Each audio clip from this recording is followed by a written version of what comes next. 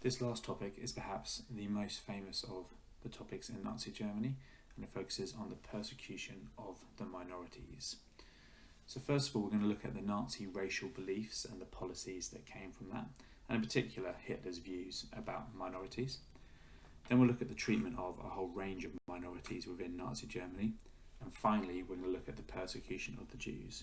We should note that this course only goes up to 1939 and the Holocaust started in World War II, so we will not be looking specifically at the Holocaust, but the events that led up to it. So first of all, we'll look at the Nazi racial beliefs and policies.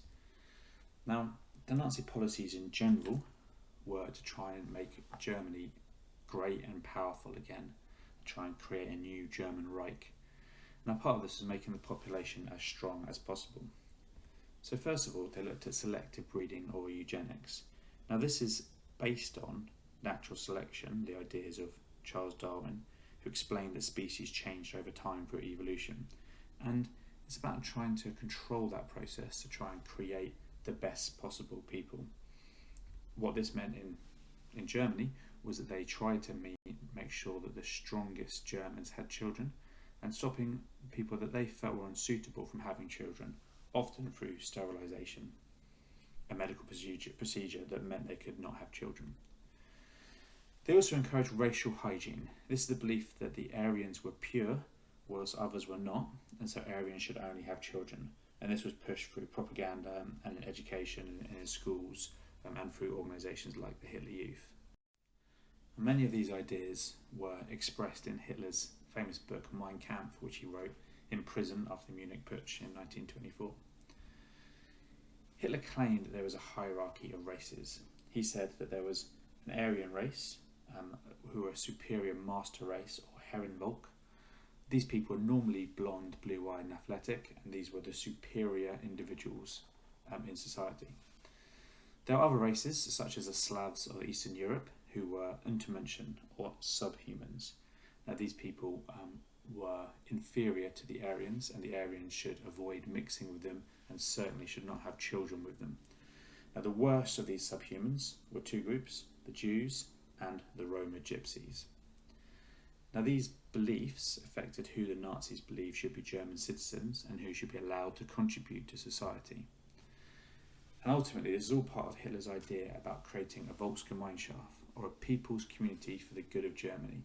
And fundamentally, he believed the Slavs, the Jews, the Gypsies and other groups were not for the good of Germany and so should not be part of this Volksgemeinschaft. And the most famous of these views is anti-Semitism, or being anti-Jewish, or anti the Jewish people. Now, anti-Jewish views have been common in Europe for many, many centuries. There's lots of reasons for this, and it certainly wasn't just Germany. So Jewish people had been persecuted in England during the Middle Ages, and many Christians believed that Jews were to blame for Christ being killed on the cross and execution.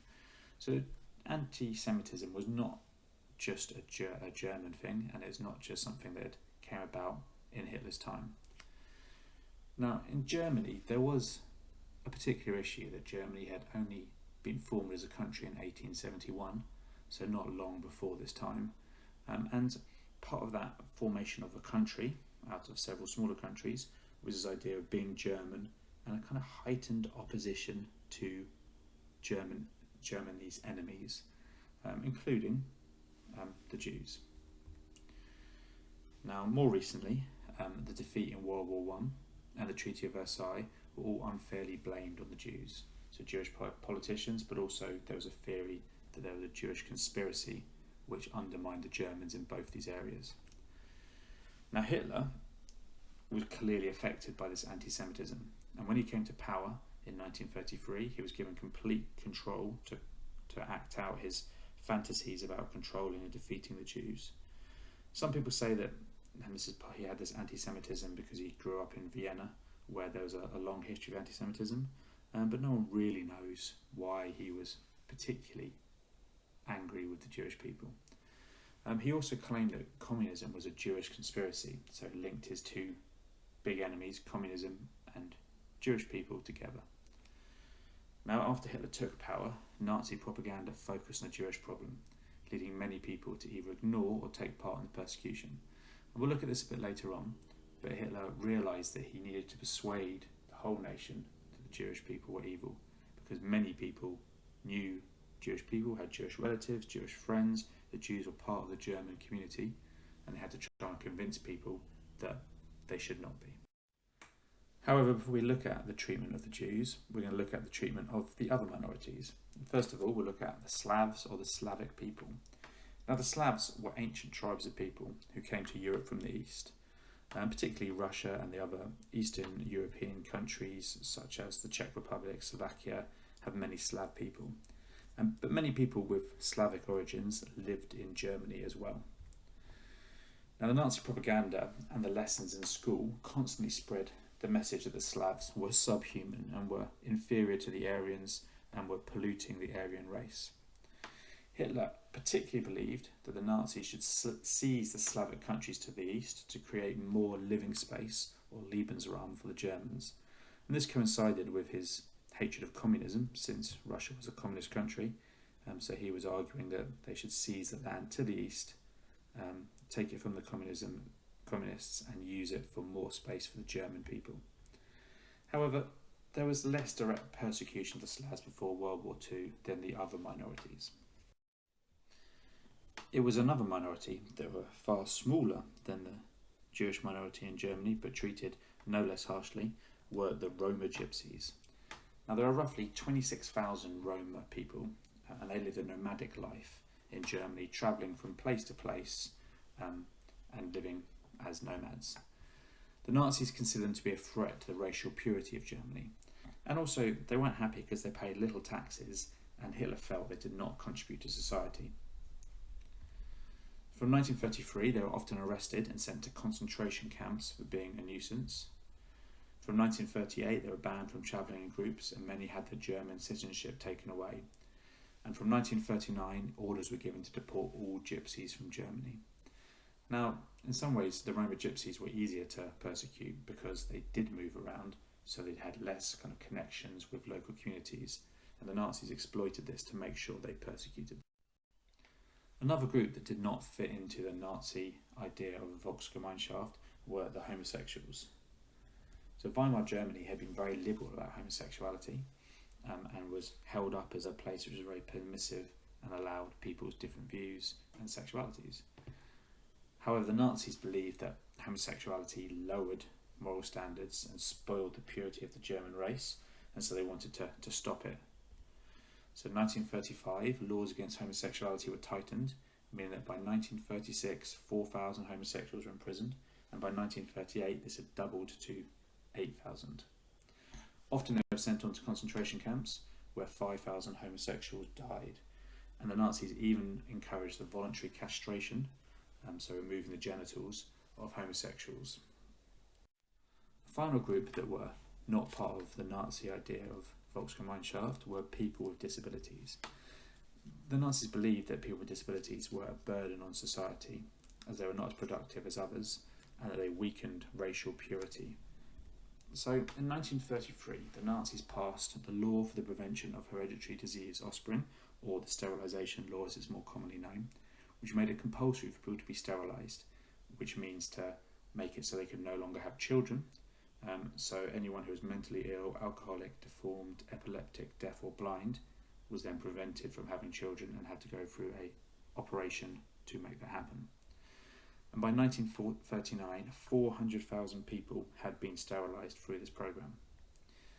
This became more severe in 1939 when the Nazis started the T4 programme, ordering that babies with severe mental or physical disabilities should be killed by starvation or lethal overdose of drugs, so they were not a burden on society.